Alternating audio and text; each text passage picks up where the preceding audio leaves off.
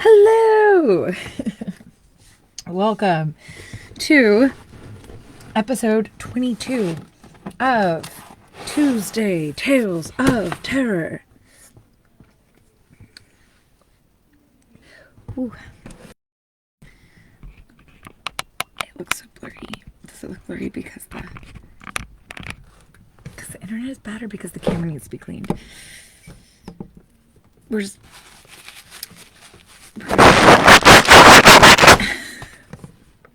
Nope, just bad internet. Alright.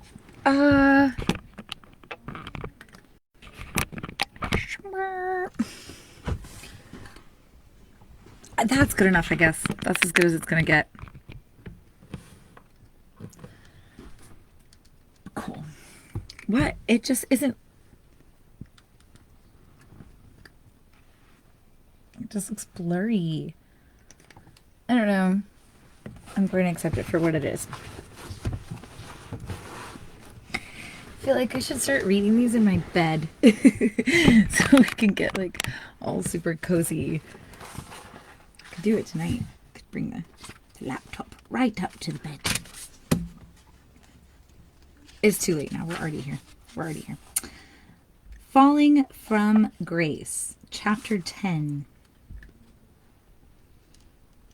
Oh, yeah. Okay, so where we left off, Harvey has been turned into a vampire and is going to scare Wendell.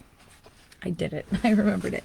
Okay, and we start off chapter 10 with this picture of this terrified boy and some dark shadow hovering above him. Chapter 10, Falling from Grace. Let us begin. Kick my feet tonight. We're going to get super cozy.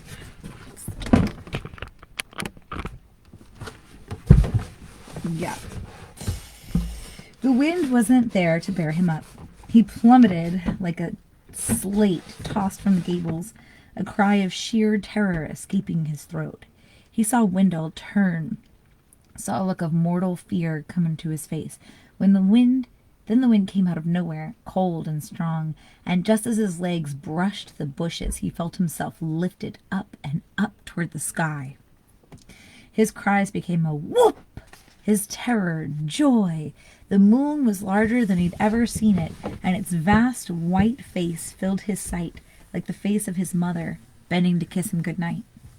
Except that he needed no sleep tonight, no, nor a mother to wish him sweet dreams. This was better than any dream, flying with the wind in his wings and the world shuddering below in fear of his shadow. He looked for Wendell again and saw him fleeing for the safety of the house. No, you don't, he thought, and turning his wings like leathery sails, he swooped down on his prey. A blood-curdling shriek filled his ears, and for a moment he thought it was the wind. Then he realized it was his own throat that was uttering this inhuman din, and the shriek became laughter, wild, lunatic laughter.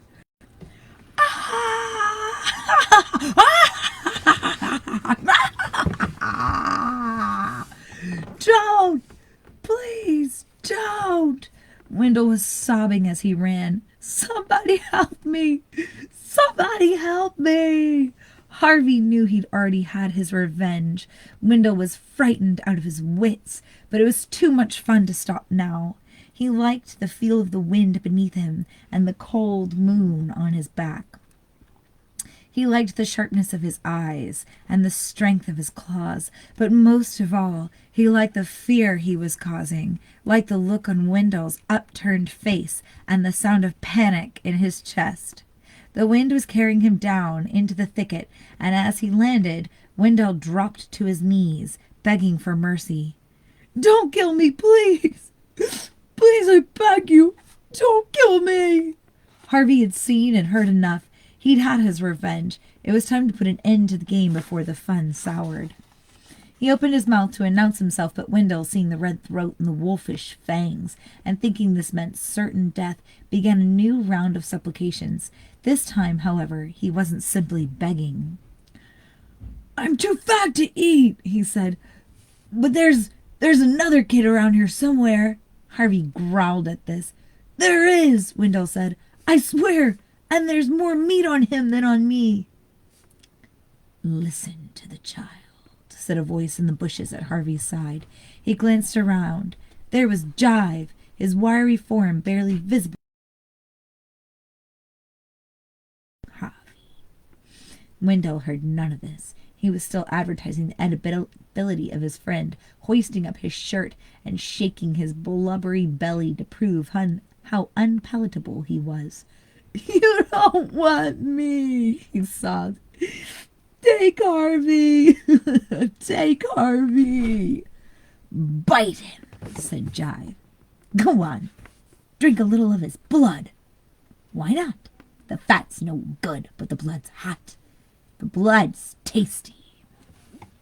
He was doing a little dance as he spoke, stamping his feet to the rhythm of his chant. Don't waste the taste. Go eat the meat. And still Wendell whined, all snot and tears. You don't want me. Find Harvey. Find Harvey. BRB. Get out. Scoundrel.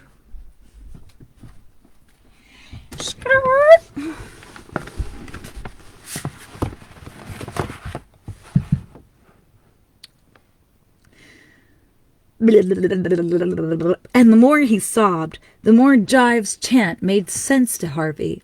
Who was this ridiculous boy, Wendell, anyway? He was too eager to serve Harvey up as dinner to be called a friend. He was just a tasty morsel. Any vampire worth his wings would chew his head off as soon as look at him. And yet, what are you waiting for? Jive wanted to know.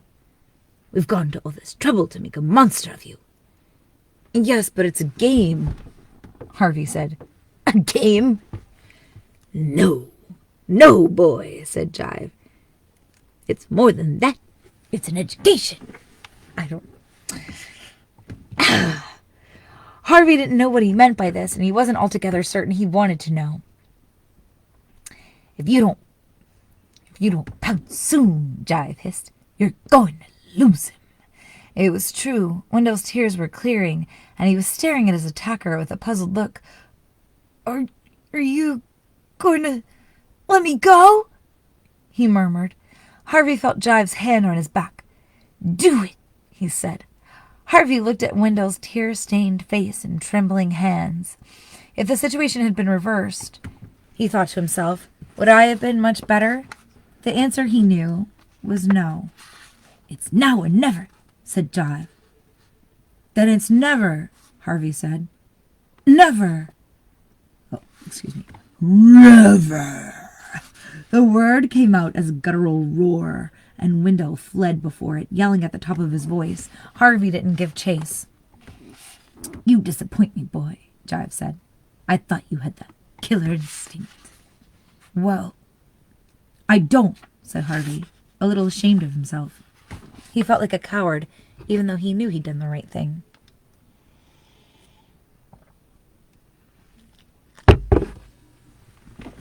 Well, that was a waste of magic, said another voice, and Mar appeared from out of the bushes, her arms filled with enormous fungi.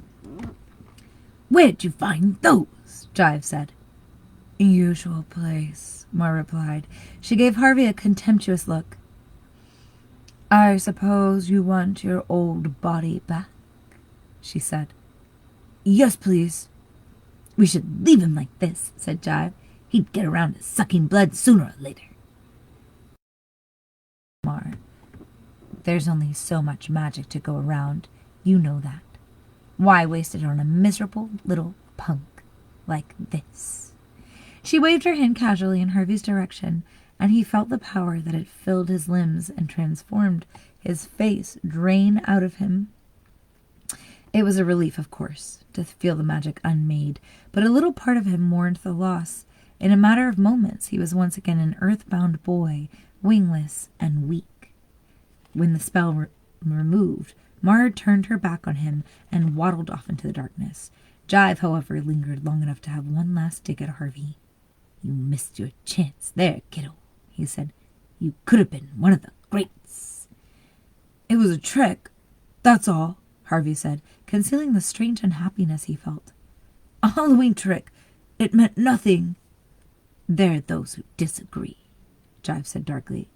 "There are those who say all the great powers in the world are blood-suckers and soul-stealers at heart, and we must serve them, all of us, serve them to our dying day."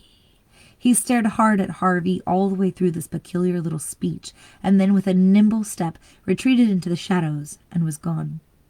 Harvey found Wendell in the kitchen, a hot dog in one hand and a cookie in the other, telling Mrs. Griffin about what he'd seen. He dropped his food when Harvey came in and yelled with relief, "You're alive! Oh, you're alive!"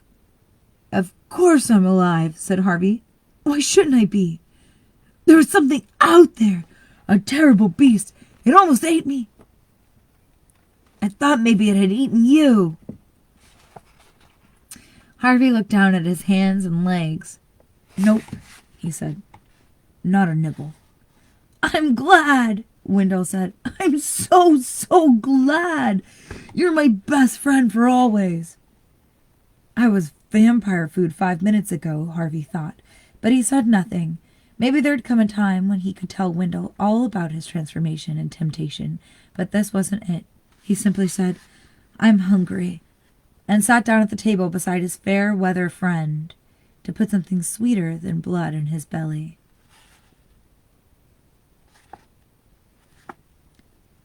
Chapter 11. Turnabout. And it's this picture of these two boys surrounded by hands. I wish it would focus. Why is it not focusing tonight? Oh, because we don't love technology, and it doesn't love us. I shouldn't say that out loud. In words or spells, I should say the opposite. I love technology, and technology loves me. Chapter 12, Turnabout. Neither Wendell nor Lulu was around the following day. Mrs. Griffin said she'd seen them both before breakfast, and then they disappeared, so Harvey was left to his own devices. He tried not to think about what had happened the night before, but he couldn't help himself. Snatches of conversation kept coming back, and he puzzled over them all day long. What had Jive meant, for instance, when he told Harvey that turning him into a vampire was not so much a game as an education? What kind of lesson had he learned by jumping off a roof and scaring Wendell? And all that stuff about soul stealers, and how they had to be served, what had that meant? Was it Mr. Hood that Jive had been speaking of, that great power they all had to serve? If Hood was somewhere in the house, why hadn't anyone, Lulu, Wendell, or himself, encountered him? Harvey had quizzed his friends about Hood, and had the same story from them both. They had heard no footfalls, no whispers, no laughter. If Mr. Hood was indeed here, where was he hiding, and why? So many questions, so few answers. And then, as if these mysteries weren't enough, another came along to vex him. In the late afternoon, lounging in the shade of the treehouse, he heard a yell of frustration, and peered through the leaves to see Wendell racing across the lawn. He was dressed in a windbreaker and boots, even though it was swelteringly hot, and he was stamping around like a madman. Harvey shouted to him, but his call went either unheard or ignored. So he climbed down and pursued Wendell around the side of the house. He found him in the orchard, red-faced and sweaty. "What's going on?" he said. "I can't get out," Wendell said, grinding a half-rotted apple underfoot. "I want to leave, Harvey. There's no way out." "Of course there is." "No, I've been trying for hours and hours, and I tell you the mist keeps sending me back the way I came." "Hey, calm down." "I want to go home, Harvey," Wendell said, close to tears now. "Last night was too much for me. The thing came after my blood. I know you don't believe me." "I do," said Harvey. "Honest, I do." "You do?" "For sure." "Well, then maybe you should leave too, 'cause if I go, it'll come after you." "I don't think so," said Harvey. I've been kidding myself about this place, Wendell said. It's dangerous. Oh, yeah, I know it seems like everything's perfect, but... Harvey interrupted him. Maybe you should keep your voice down, he said. We should talk about this quietly, in private. Like where? Said Wendell wild-eyed. The whole place is watching us and listening to us. Don't you feel it? Why would it do that? I don't know, Wendell snapped. But last night I thought, if I don't leave, I'm going to die here. I'll just disappear one night, or go crazy like Lulu. His voice dropped to a whisper. We're not the first, you know. What about all the clothes upstairs? All the clothes and shoes and hats. They belong to kids. Kids like us. Harvey shuddered. Had he played trick-or-treat in a murdered boy's shoes? I want to get out of here, Wendell said, tears running down his face. But there's no way out. If there's a way in, there's gotta be a way out, Harvey reasoned. We'll go to the wall. With that, he marched off, Wendell in tow, around to the front of the house and down the gentle slope of the lawn. The mist wall looked perfectly harmless as they approached it. Be careful, Wendell warned. It's got some tricks up its sleeves. Harvey slowed his step, expecting the wall to twitch or even reach for him, but it did nothing. Bolder now, he strode into the mist, fully expecting to emerge on the other side, but by some trick or other he was turned around without even being aware of it, and delivered out of the wall with the house in front of him. What happened? He said to himself. Puzzled, he stepped back into the mist. The same thing occurred. In he went, and out he came again, facing the opposite direction. He tried again and again and again, but the same trick was worked upon him every time, until Harvey was as frustrated as Wendell had been about a half an hour before. Now do you believe me? Wendell said. Yes. What do we do? Well, we don't yell about it, Harvey whispered. We just get on with the day. Pretend we've given up leaving. I'm going to do a little looking around. He began his investigations as soon as they got back into the house by going in search of Lulu.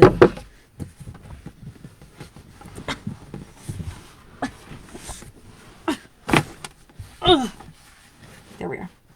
Lulu? Her bedroom door was closed.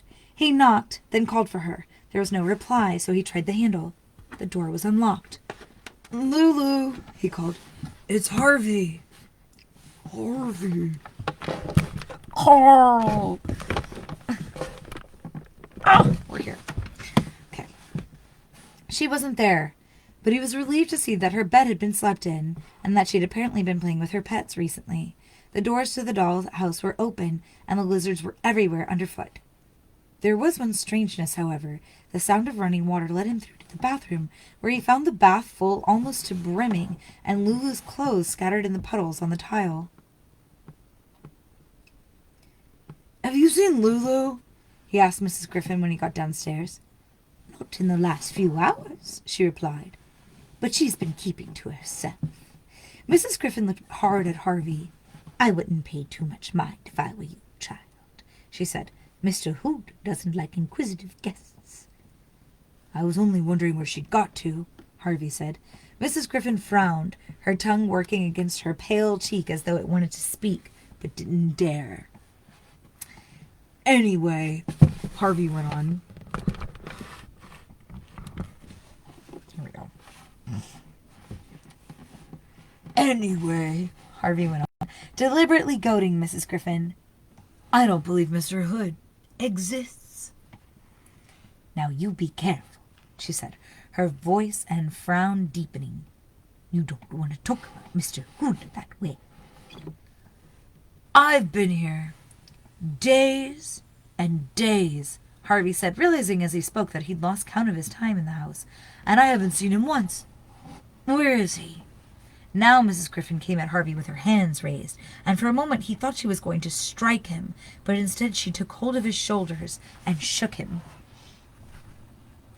Please, child, she said, be content with what you know. You're here to enjoy yourself for a little time. And, child, it is such a little time. It flies by. Oh, Lord, how it flies.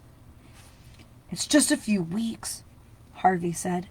I'm not going to stay here forever. Now it was he who stared at her. Or am I? He said. Stop, she told him. You think I am here forever, don't you? He said, shaking off her grip.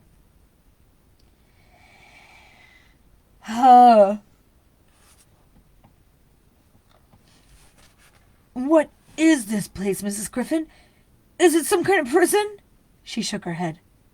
Don't tell me lies, he said. It's stupid. We're locked up in here, aren't we? Now, though she was shaking with fear from head to foot, she dared to make a tiny nod of her head. All of us? He asked. Again she nodded. You too? Yes, she whispered. Me too. And there's no way out. Believe me, if you try to escape again, Karna will come after you. Karna? He said, remembering the name from the conversation between Jive and Mar. He's up there, Mrs. Griffin said, on the roof. That's where the four of them live. Rictus, Mar, Karna, and Jive. Then you know. I've met them all but Karna. Pray you never do, said Mrs. Griffin. Now listen to me, Harvey. I've seen many children come and go through this house, some of them foolish, some of them selfish, some of them sweet, some of them brave. But you are one of the brightest souls I have ever set eyes on. I want you to take what joy you can from being here. Use the hours well, because there will be fewer than you think. Harvey listened patiently to this. Then, when she finished, he said, I still want to meet Mr. Hood. Mr. Hood is dead, Mrs. Griffin said, exasperated by his persistence. Dead? You swear? I swear, she replied. On the grave of my poor Klug cat, I swear. Mr. Hood is dead. So don't ask about him ever again. This was the first time Mrs. Griffin had ever come close to giving Harvey an order, and though he wanted to press her further, he decided not to. Instead, he said he was sorry for bringing up the subject, and wouldn't do it again, then left her to her secret sorrows. You keep your secrets, Mrs. Griffin. Chapter 12. We have ADHD tonight. We can't stay in one spot. Let's see how long this is. Oh, yeah, we got it. What the flood gave up and what it took. Here's a strange sea creature, some kind of swamp beast. Chapter 12. What the flood gave up and what it took. Well, said Wendell when Harvey came to his room. What's the story? Harvey shrugged. Everything's fine, he said. Why don't we just enjoy ourselves while we can? Enjoy ourselves, Wendell said. How can we enjoy ourselves when we're locked in? It's better in here than it is out in the world, Harvey said. Wendell looked at him in astonishment. That's true, isn't it? As he spoke, he grabbed hold of Wendell's hand, and Wendell realized there was a ball of paper in Harvey's palm, which he was trying to pass between the two of them. Maybe you should just find a quiet little corner and do some reading, he said, glancing down at their hands as he spoke. Wendell got the idea. He claimed the balled-up note from Harvey's hand and said, Maybe I'll do that. Good, said Harvey. I'm going to go out and enjoy the sun while I can. That was exactly what he did. He had a lot of planning to do before midnight, which was when the note told Wendell they should meet to make their escape. Surely even the forces that guarded the house had to sleep sometime. The business of keeping the seasons rolling around couldn't be easy, and of all the hours to slip away, midnight seemed the most promising. But he didn't suppose it would be easy. The house had been a trap for decades, perhaps centuries. Who knew how old its evil really was? And even at midnight it would not be so foolish as to leave the exit wide open. They would have to be quick and clever, and not panic or lose their tempers once they were in the mist. The real world was out there somewhere. All they had to do was find it. He knew when he saw Wendell for Halloween that the note had been read and understood. There was a look in Wendell's eyes that said, "I'm ready. I'm nervous, but I'm ready." The rest of the evening passed for the two of them like the performance of a strange play in which they were the actors and the house or whoever haunted it was the audience. They went about enjoying themselves as though this was a night like any other, heading out to play trick-or-treat with a show of loud laughter, even though they were both shuddering in their borrowed shoes, then coming in to eat their supper and spend what they hoped would be their last Christmas in the house. They opened their presents, a mechanical dog for Wendell, a magician's kit for Harvey, said their good nights to Mrs. Griffin. Goodbye, of course, not good night, but Harvey didn't dare let her know, and then went to bed. The house grew quiet and quieter still. The snow no longer sighed at the sill, nor the wind in the chimney. It was, Harvey thought, the deepest silence he'd ever heard, so deep that he could hear his heart beat in his ears, and every rustle of his body against the sheets sounded like a roll of drums. A little before midnight he got up and dressed, moving slowly and carefully so as to make as little noise as possible. Then he headed out into the passageway, and slipping like a thief from shadow to shadow, hurried down the stairs and out into the night. He left not by the front door, it was heavy and creaked loudly, but by the kitchen door, which brought him out at the side of the house. Though the wind had dropped, the air was still bitter, and the surface of the snow had frozen. It crackled as he walked, however lightly he trod, but he was beginning to hope that the eyes and ears of the house were indeed closed at this hour. If not, why hadn't he been challenged? And he might make it to the perimeter without attracting attention. Just as he was about to turn the corner, however, that sweet hope was soured, as somebody in the murk behind him called his name. Ugh! He froze in his tracks, hoping the darkness would conceal him, but the voice came again, and again called his name. Ugh! It was not a voice he recognized, not Wendell's, certainly, nor Mrs. Griffin, not Jive, not Rickness, not Mar. This was a frail voice, the voice of somebody who barely knew how to shape the syllables of his name. Harvey.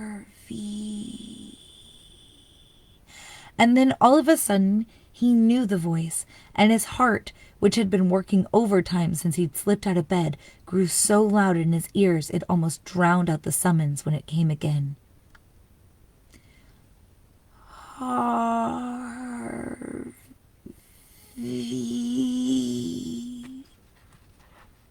Lulu?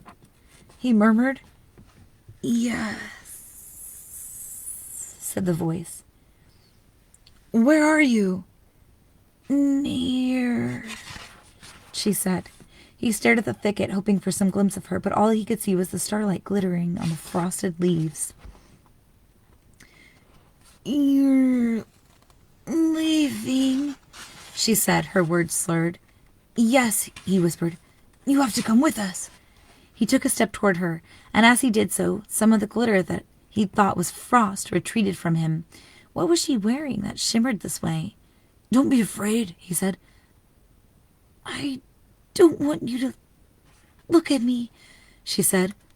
What's wrong? Please, she said. Just keep your distance. He retreated even farther from him and seemed to lose her balance as she did so. She dropped to the ground, the thicket around her shaking.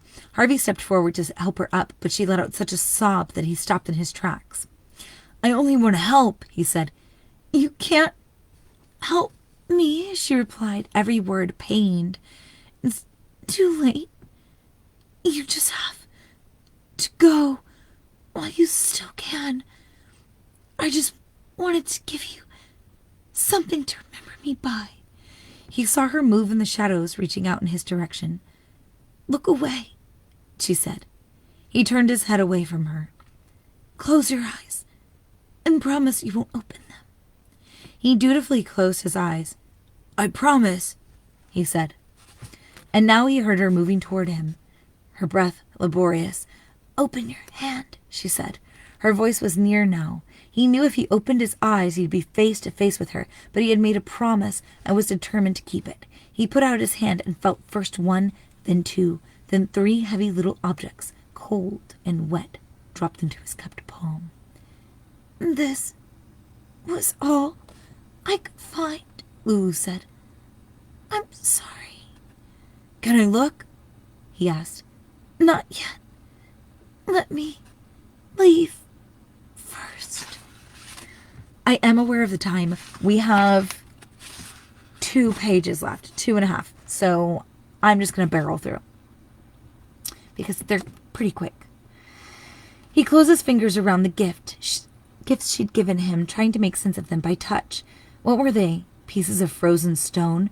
No, they were carved. He could feel grooves on one, a head on another, and now, of course, he knew what he held. 3 survivors of his ark, dredged up from the depths of the lake. The answer was no comfort to him. Quite the reverse. He shuddered as he put the puzzle of Lulu's silvery gleam together with the knowledge of what he held. She had swum down to the bottom of the lake to recover these figures, a descent that was beyond the capacity of any land dweller. No wonder she'd retreated into the shadows, ordering him not to look at her. She wasn't human any longer. She was becoming, or had already become, a sister to the strange fish that circled in these dark waters, cold-blooded and silver-skinned. "Oh, Lulu," he said, "how did this happen?" "Don't waste your time with me," she murmured. "Just go while you've a chance." "I want to help," he said. "You can't," came the reply. "Can't help me. I've been here too long. My life is over." "That's not true," Harvey said. "We're the same age." "But I've been here so long, I don't even remember." Her voice trailed away. "Don't remember what?" "Maybe I just don't want to remember. It'll hurt too much." She made a long, choked sigh. "You have to go," she said in a whisper. "Go while you still can." "I'm not afraid." "Then you're stupid," she said. "Because you should be." He heard the thicket shake as she started to retreat from him. "Wait," he shouted. She made no reply. No, he said. "Wait," he said, because remember, it's late and we're trying to be quiet. "Lulu!" The din of her departure grew louder. By the sound of it, she was almost throwing herself out of his range. Breaking his promise, he opened his eyes and caught a glimpse of her as she fled, a shadow in the shadows, no more. He started after her, not knowing what he would say or do when he caught up with her, but knowing he'd never forgive himself if he didn't somehow help. Maybe if he persuaded her to go with him, out of the shadow of the house, its vicious magic would be undone. Or maybe he could find some doctor for her in the outside world who could cure her of this malformation. Anything rather than leaving her to return to the lake. Its waters were in view now, gleaming darkly between the branches of the thicket. Lulu had reached the bank, and for a moment the meager starlight found her. All that Harvey had feared was true, and more. A fin grew from her bent and scaly back, and her legs had almost fused together. Her arms had become short and stubby, her fingers webbed, but it was her face, glimpsed as she turned back to look at him, that was the greatest shock. Her hair had fallen out, and her nose disappeared. Her mouth had lost its lips, and her blue eyes turned to swiveling silver balls, lidless and lashless. And yet, despite their freakishness, there was human feeling in those eyes, and on that mouth, a terrible sadness that he knew would never leave his heart if he lived to be 1,000. "You were my friend," she said as she teetered on the bank. "Thank you for that." She tumbled into the water. He went to the edge of the lake at a dash, but by the time he reached the place from which he dived, the ripples were disappearing and the bubbles breaking. He watched the icy waters for a minute or more, hoping she would see him and surface. But she'd gone where he couldn't follow, and that, it seemed, was the end of it. Clutching her gifts to him like talismans, he trudged away from the lake and down the lawn to keep his rendezvous with Wendell. And at the end, we have the 2 figurines. I mean, she captured 3, of course, but there are 2 here. Druff and a string tape men. And that is the end. We are 35 minutes, so we're 5 minutes over, but that's okay because you're here with me and we're in this together. See you next week for part 23. We're existing. Episode 23 of Tuesday Tales of Terror. Part 5 of The Thief of Always. Yes. Love you. And of course, stay spooky. Get out of here. You hoodlums.